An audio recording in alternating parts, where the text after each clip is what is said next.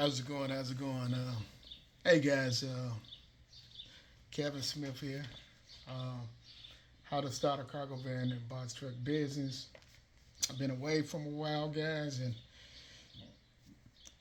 primary is just want to make sure that I get in a space where I can teach and train people how to effectively start their own box truck and cargo van business. Right. A couple of things that I want to talk about right off the back is choosing. I broke it down in bullet points. Choosing between cargo van and box truck business. So I'm gonna really jump right into it. Compare cargo vans and box trucks in terms of capacity, maneuverability, fuel efficiency, and operational costs. And let's start right off top, guys, with the capacity. And so the capacity, you look at a cargo van, is that we go with Mercedes Benz. Mercedes Benz have 144, and then I think they have 162, and then they have 172 in terms of cargo uh, capacity. Typically, if you get the 172 with the Mercedes Benz, matter of fact, Mercedes Benz have the longest one out of any of the companies, the Pro Masters uh, and also the Ford Transit. You can put in excess of 4 pallets with Mercedes Benz longest one. I think they have one even longer, which is the extended version. I think someone told me you can get up to 5 pallets.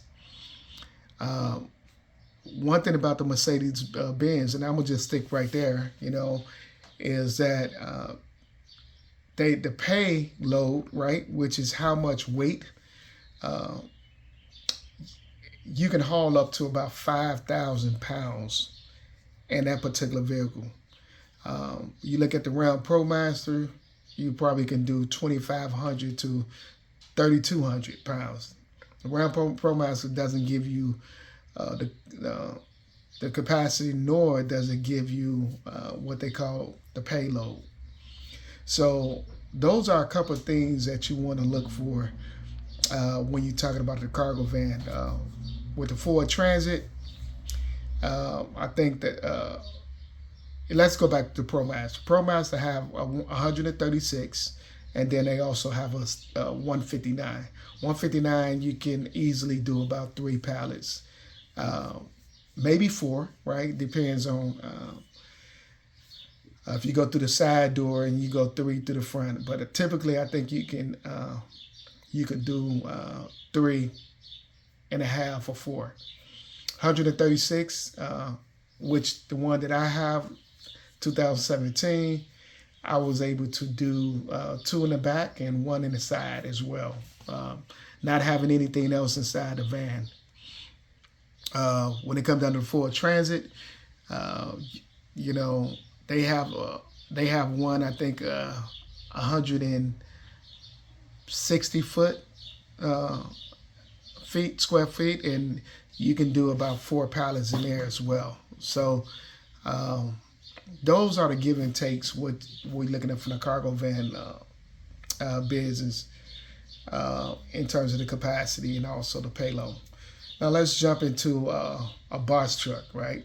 A box truck, you have a 10 feet, you have a 12, you have a 16, you have a 24, and then you also have a 26 and a 28. So as you can see, guys, where I'm coming from, when you're talking about a 10-inch, 10 feet box truck, typically, you know, you probably can get maybe four pallets, 4 or 5 pallets. When you're talking about 12 foot, give and take, you might talking about 6 pallets.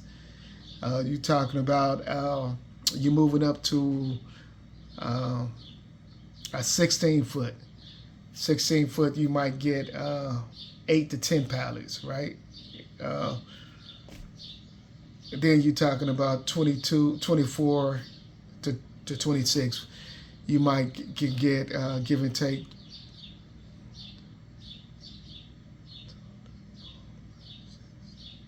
you might talk about 10 to 12 pallets, 12 to 14 pallets, give and take, right? And so that's the big difference, guys. And when we're talking about what should I buy, a cargo van or should I buy a box truck, right? I'm giving you the scenarios in terms of the capacity. Now the maneuverability, right? We know that if you get a cargo van, you're able to go in smaller spaces, right? You're able to get in smaller spaces, right? When it come down to the bridges, certain bridges are, you don't have the height, right? You don't have the width. So cargo vans, you are able to get in those smaller spaces, right? And so that's really a big difference in terms of maneuverability. The fuel costs, right? You got some of the Sprinters, and you also have some of the Ram ProMaster, diesel. So you have diesel versus gas, right? You have 6 cylinders versus 4 cylinders, right? In terms of fuel efficiencies, right? So, guys,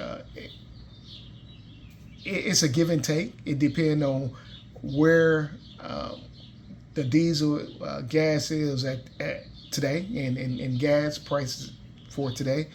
And that's how you determine, you're looking at what should I buy? And, to make things real simple, is are you ready to jump with both foot in, or are you ready to explore the business? I would always caution you to jump in with a 26-foot right away, right? If you've never done it, unless, first of all, because I'm gonna tell you right now, your insurance, your the gas, your death, you have to deal with state troopers, because you have to go to weigh stations, right? You have MC, DOTs. Now, if you have a relationship, right, in load boards, and you have done this before, you have connections, right, that somebody was able to feed you different loads every day, it's beneficial. But it can be very costly if you don't own that box truck. If you paying just say $1,500 a month just for a lease, or if you purchase it, that can be very costly, right? So I always say too, you can always rent a box truck, right, to get started. To get a feel, right? Don't jump out there and buy it right away. Rent, that's something that I've done in the past. I rented and was able to secure contracts and was able to be affected in that space. Long term, guys, you want to get away from just a cargo van and jump into a box truck if you want to maximize your money. That makes sense, guys. www.cargovanbusiness.com. www.cargovanbusiness.com is where you purchase my book. Trying to give you some of these nuggets to get you started. With that being said, take care. Enjoy your day.